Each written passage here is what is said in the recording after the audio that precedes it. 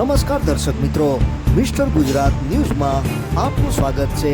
માળિયાહાટીના તાલુકાના ગાંગેચા ગામે ચોંકાવનારી ઘટના બની।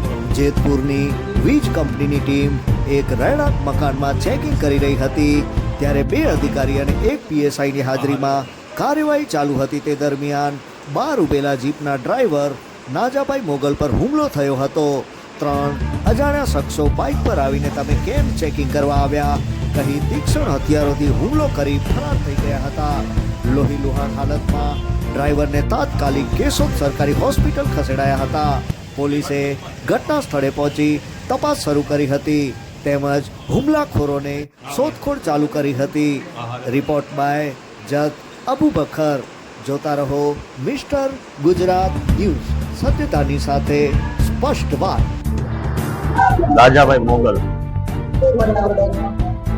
આજ રોજ સવારે અમે વીજ ચેકિંગ ડ્રાઈવ હતી, ત્યારે અમને કેશોદ તાલુકાના ગાંગેચા ગામે ગયેલા।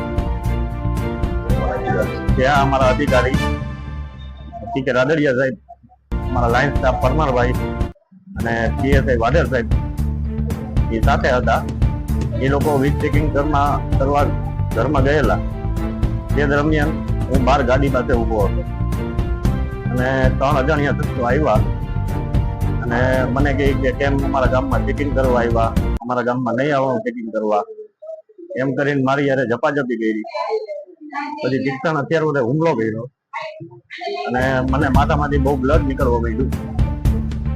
પછી હું બેભાન થઈ ગયો હતો, ત્યાં એ લોકો ભાગી ગયા અને હાલ અત્યારે કેશોદ સિવિલ હોસ્પિટલમાં। અને એ તે બાઇક લઈને આવ્યા હતા, એની નંબર પ્લેટ હતી નહીં, નંબર પ્લેટ હતી જ નહીં એમાં।